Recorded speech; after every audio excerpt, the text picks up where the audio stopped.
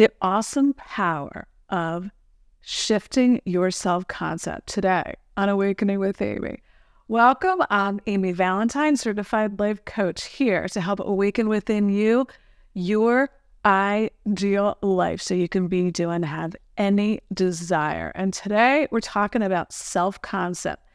Neville Goddard, everybody is you pushed out, who and what you say you are, and how that relates to manifesting your ideal life. Really, really powerful today. It really comes from and it is inspired by a comment I got on last week's video on vibrational alignment, how we are already a high vibrational being aligned to every desire we could ever even dream of. That was in last week's video. I'll link that below if you want to watch that video. So this viewer, I paraphrased it. She said, I'm already a match to my desires. I already have it and I'm waiting and waiting for it to show up. I have pages and pages of journals, of vision boards for years. Please help. Okay, so basically, my response to her was, you're giving. Those journals are powerful. That poster board, vision board, is all very powerful, but it's only powerful if you're coming from the identity, the self-concept that you are the operant power, not those processes. Meaning, understanding that those processes, whatever process you use, whether it's journaling, scripting, meditation, affirming, those are to magnify who you already are, to remind yourself of who you are, not to make anything happen. Creation, Neville says, is finished, meaning everything is simultaneous in the consciousness, in the universe. Everything is happening all at once. But what you are experiencing is based on who and what you say you are, what you're doing within. So that waiting for it to happen, waiting for it to show up, I told her, is you doubting your power, you giving your power away to the process. And that's what you're experiencing. You can't experience what you're not a match to, right? And you're only ever matching up with who and what you say you are. So it doesn't take time. It takes awareness. Who am I? That's the only thing you ever have to ask yourself. And you're always asking from that uncritical observer, right? It's not about judgment. It's about observing, who am I being, from that uncritical eye, right? So when you change your concept of self, who and what you say you are, what you consent to be true, your entire world changes. And it doesn't really even change. It just becomes a match to who and what you're being, because everything exists, right? There is no exclusion. There's only inclusion in the universe. It includes everything because it's unconditional love, right? So your attention, your focus is shining a light from within out. You're literally like a projector. What you're assuming to be true, your self-concept is all you consent to be true for you in relationship to everything else. And that's what you experience. That's your whole entire life experience. What you give your attention, the story you tell, who and what you say you are, is your whole life experience. And it's only ever now. It's only ever here, and it's only ever now. That's why Neville Goddard says, make the elsewhere here and the future now. Because he's pointing to how the universe works, how energy works, that it's only ever here and now. So the past is an illusion unless you drag it into your present and recreate it. Think about the power in that. We think the past is just one version, but no, there's infinite versions of that event. And who and what you say you are changes all time. The world is a mirror forever reflecting what you are doing within yourself. Neville Goddard. Powerful. So when you become just an observer, be uncritical of what is happening around you, of the people around you, of the circumstances and events, and understand they're only messengers telling you who you are in any moment. And when you couple that with there's only ever here and now, now you are what Neville termed the operant power. You're taking your power back, meaning you're leaving the world alone. Be still and know I am God. That's what that means. Be still. Shut out the evidence of your senses just long enough to know I am one with my Creator, with God, with all power. And understand every desire comes to you completely fulfilled. To desire means to have it. But we filter that desire. This is the challenge, right? This is where the challenge comes in. What we do is we receive every desire from that higher us, from that infinite version of us, and then our physical mind receives it and then tries to figure out how to make it happen. And remember, Bashar always says that your physical mind is not designed to know how anything should happen. It's only designed to be a focusing mechanism, to have a life physical experience. That's all it's here for. That's it. So that's the challenge. We think like, that viewer, which we all do it, we forget our power. We give it away to the world, to the illusion, right? And look, it's really powerful to understand it doesn't matter what is happening. The circumstances don't matter. Only your state of being does, meaning who and what you say you are, right? What you're doing within you. So when you see others as source of your unhappiness, or when you see maybe it's, you don't have a job and that's the source of your unhappiness, or maybe you're in debt and that's the source of no, all of those outer experiences don't matter. They don't tell you who you are unless you consent to that. They're only old reflections of old ideas that you get to change and shift right now. You don't change that reality where you don't have what you want. You shift your attention and put it on fulfillment, because everything is neutral, like Bashar's. Everything is neutral. You're here to apply the meaning. So what you say, maybe you're $45,000 in debt, or maybe you're single and you want to be in a relationship. Whatever the circumstance is, it's only one version of you. It has no meaning. It's just an option. So if you're seeing that and trying to fix it and change it and trying to manipulate other people and try to control the circumstances, or even try to make yourself feel better about a job you don't want or about a relationship you no longer want to be in, you're putting all of your awareness, your focus and attention on the unwanted. And the universe only ever says yes and says, yes, here's more of what you don't want. That's it. It's a mirror forever reflecting who you're being, and it's only ever here and it's only ever now. That's the power. So let's read another Neville Goddard quote and get deeper into this concept, because self-concept is everything. Life is not a struggle, but a surrender.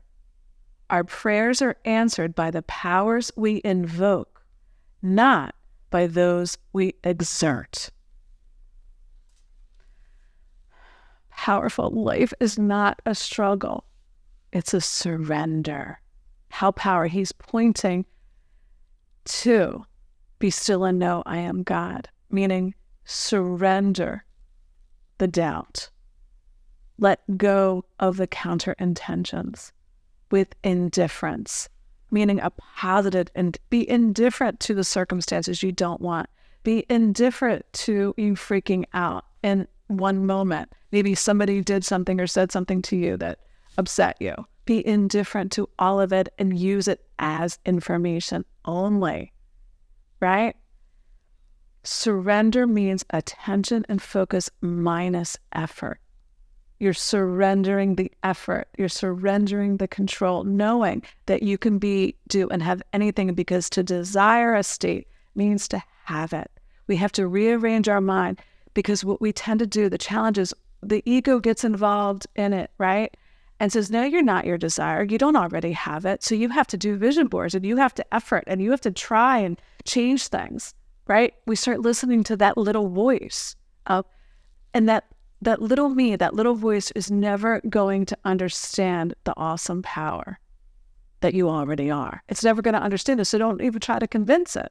Just leave it be, right?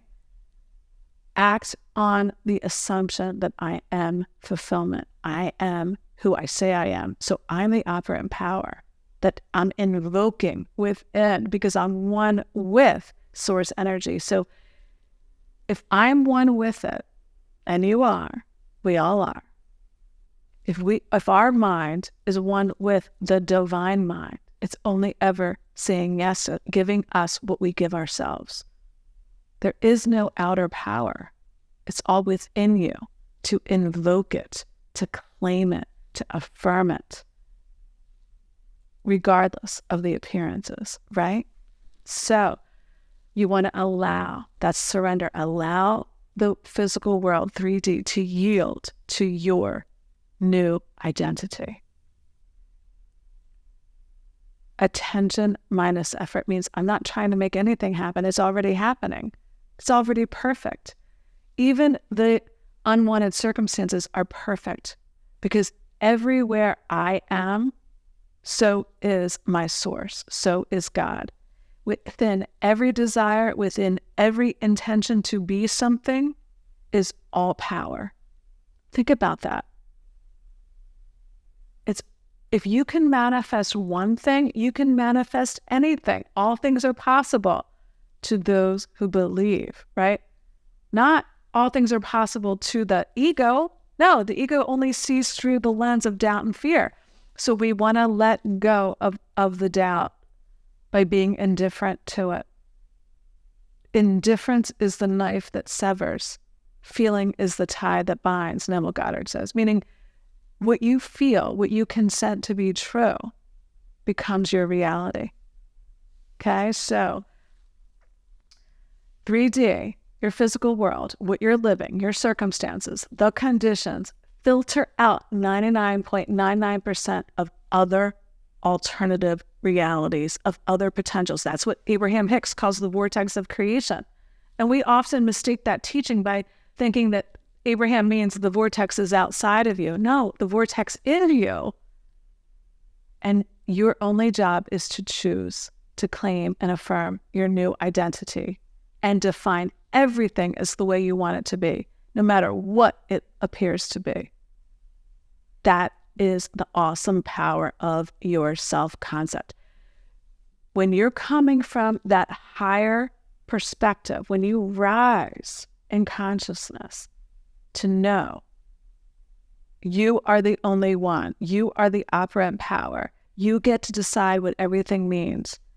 You're not only changing your present, you're changing your past and your future, because all of time, in universal language, because all of time, there is no such thing as linear time. It's only ever now. It's all simultaneous. That's what they mean when they say creation is finished. You're not really manifesting something out there and bringing it to you.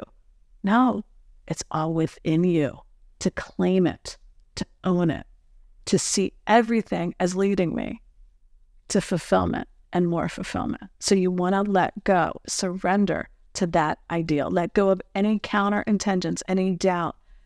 It's not who you are now. I don't live there anymore. Whatever you have to say to it, just be indifferent to it. Give it no power. Nothing has the power to hurt you unless you agree to it. Nothing. No one. Right? So the habit of seeing that which our senses permit renders us blind to what otherwise we could see.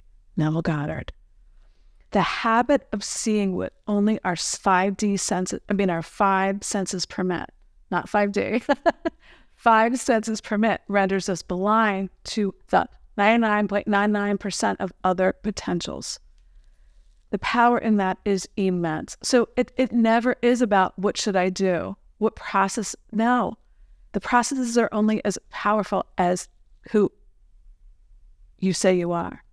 It's only powerful in equal to who you say you are. So if you give the power to the process, you give power to the outside world, you give power to the people, the events, and the circumstances, now you're being a person, you're being an identity that doesn't believe that they can be doing heaven. That you're coming from the little me, the ego, right? The doubt, the worry, the fear, the illusion, right? So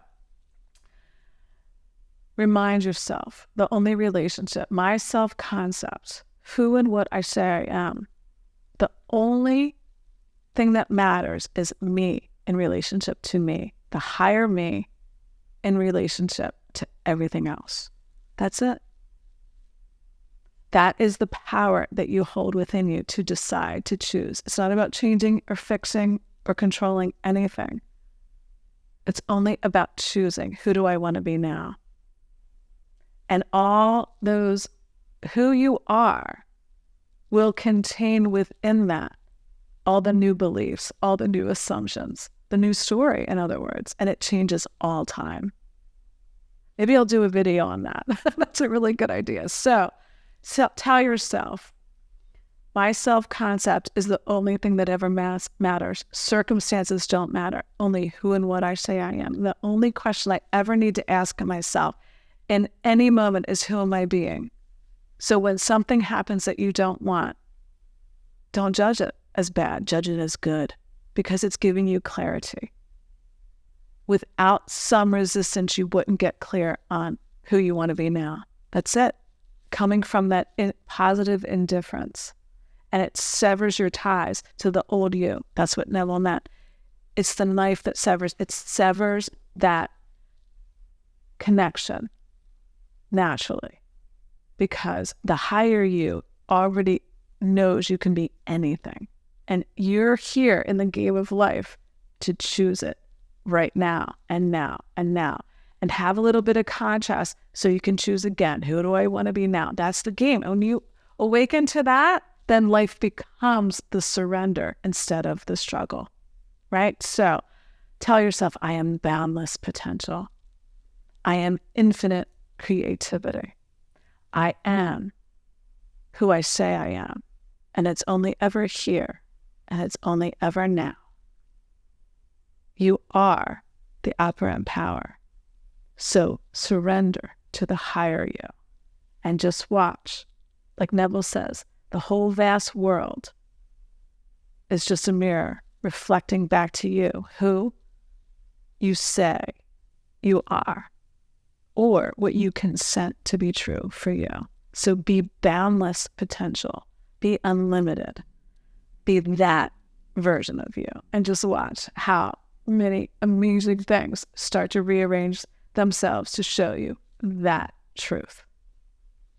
Thank you so much for being here. Thank you for liking and sharing the video. That's how we get the message out. Thank you for your comments. Thank you for subscribing.